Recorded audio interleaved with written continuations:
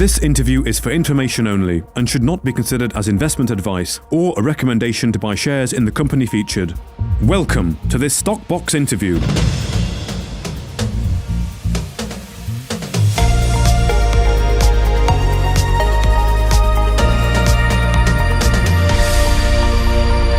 Joining us today is Ben Turney, the CEO of Kavango Resources. Now, Ben, before we talk about the news today, I understand you've not been too well, and that's why there's been a little bit of silence. But you're on the mend now, is that right? Yeah, I am. Thanks, Mark. I had a bit of a bout of COVID at the start of the month. Pretty unpleasant for a few weeks, and it's taken me another week or so to get back. But no, I'm on the mend now, and really sort of raring to go. Okay, good. Well, talking about raring to go, we'll start with the news today then, and that's on the KCB. You've been awarded the Environmental Management Plan, which is, of course, a big thing you were waiting for before you could start planning the exploration. So I guess you're pleased with this? Yeah, absolutely. I mean, it's an administrative function, so we were always confident that we were going to get awarded the environmental management plan. I mean, we've been very thorough in our historic exploration efforts. We've obviously been a reliable company that hasn't caused sort of environmental damage as we've been pursuing what we've our various exploration goals. Obviously, we're conducting quite a sophisticated drilling campaign in the KSN at the moment, so I think our track record it is there to be seen. The award itself was slightly delayed. Botswana had quite a bad burst of COVID itself over the summer, which has caused a number of delays all over the place. So we just had to wait for this patiently. I know that our shareholders have obviously been waiting for this for quite a long time, but we're obviously delighted to have been awarded the EMP, and it now means that we can drill across all of our KCB licenses. So it's both the Kavango Resources prospecting licenses and those in the LVR JV for the next 2 years. So watch this space. You're about to see an accelerated exploration program. Excellent. And of course, you mentioned as well in the RNS the ongoing work to identify drill targets and Acacia being a priority target. So how is the planning going? When do you expect to be drilling? Yeah, good question, Mark. We're obviously very excited about Acacia. As we've written today, it's our highest priority target. And so the reason we're focusing on that is, of course, we want to make a mineral discovery, a copper-silver discovery.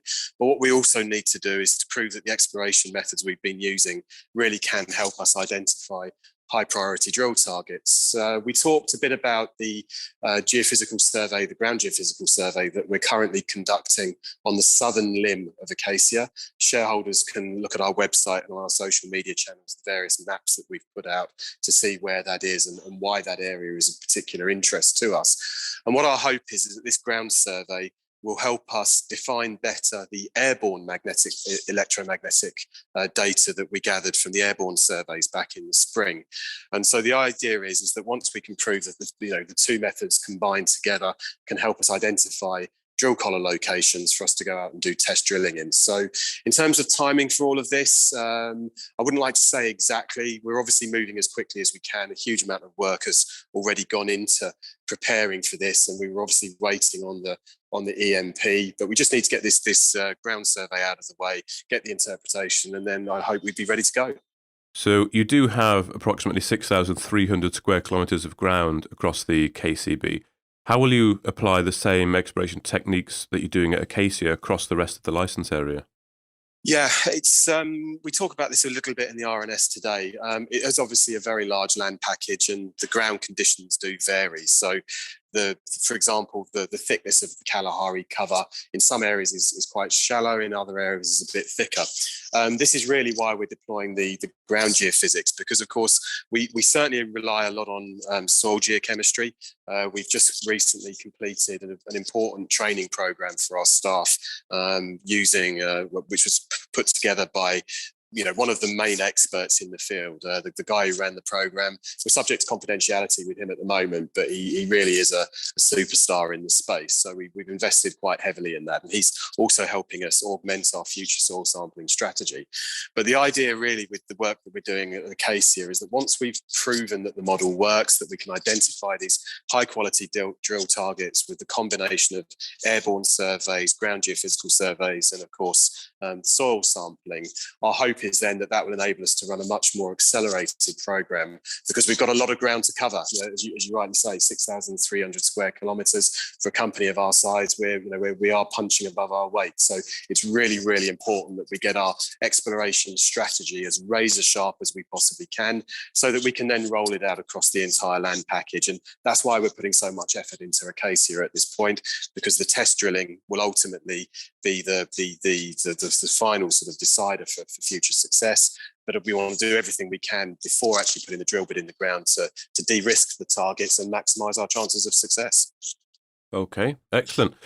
And of course, some other recent news from the company is on your Ditau project, which is, of course, the rare earth elements project. But the RNS stating that you're going to explore for base metals here as well as rare earths. Yeah, so Ditau originally was part of the Kalahari Suture Zone. The company's historic exploration efforts then took it down this route of looking into these ring structures, which might be potential carbonatites, and it's felt that these could well be rare earth targets. There's a bit of evidence to suggest that this is the right lead for us. But what we're now also looking at is base metals as well in these. So we are about to deploy a TDEM survey to the I-10 target, which is about a 2.5 kilometre by 2.5 kilometre circular targets in the southwest area of the licenses. Now, obviously, we've learned a lot about TDEM technology over the course of this year. We've deployed it into the KSZ. That's obviously helped us define drill targets. But one of the interesting things about Ditau is that the drill targets are actually, we believe, a fair bit shallower than in the KSZ. So what we're looking to do is to take the TDEM survey out to this I-10 target, because it's fairly condensed. And then hopefully what we're looking to identify is a conductive body within the target area that would then obviously be a drill target. And our hope is that we might be looking at some form of metal target down there. But of course, we can't rule out that because of the shape and the nature of the targets across Ditau, that we could well be looking at carbonatites. So at this stage, there are a few unknowns, but we think by putting the TDEM technology into the field, it could lead to some really interesting results. Okay. And of course, you are using Spectral geophysics, who you used at the KSZ for the exploration program, starting again with the TDEM surveys. So is the plan to follow a similar exploration plan here? That's what we're looking at the moment. I mean, we've obviously got a great relationship with Spectral, been delighted with the strategic partnership we've had with them since March. They've really thrown a lot of resource at this. They've been a really wonderful partner. It's not just the technology that they put into the field, but it's also the brain power they've deployed as well. So they're helping us interpret a lot of our data. We've obviously got the drill data from the KSZ, the borehole EM data that we're currently reviewing, which is looking very interesting. We'll be talking about that in the very near future, I expect. But obviously, Spectral, they're the perfect partner for us. So it's a bit of an experiment at this stage. So that's why we focused just on this one target to begin with before deploying more TDEM surveys. But if it works out, and if we do discover something, then we could really well follow a similar exploration plan in Ditau to that we're using in the KSZ as well. Okay, good. And while we're talking about the KSZ, is there any updates you can share with us at this stage on the current program? Well, everything's all going to plan. I mean, look, we would have put an update out if anything had gone wrong. Obviously, I know there's been a few slight jitters. Our news flow at the moment has been slightly delayed because obviously I was taken out of action for a couple of weeks. I've obviously been catching up. There are a number of projects and initiatives I was working on just before I went down with this bloody COVID. So I'm just catching up now. There will be more news coming out very soon, but so far everything's proceeding as broadly in line with the plan that we put out into the market previously. Okay, well, Ben Turney, the CEO of Kavango Resources, thank you very much for giving us that update. Great. Cheers, Mark. Thanks for having me. Thank you for listening to this Stockbox interview. For more information, interviews and videos, visit our website at stockboxmedia.com or give us a follow on Twitter by searching @StockboxMedia.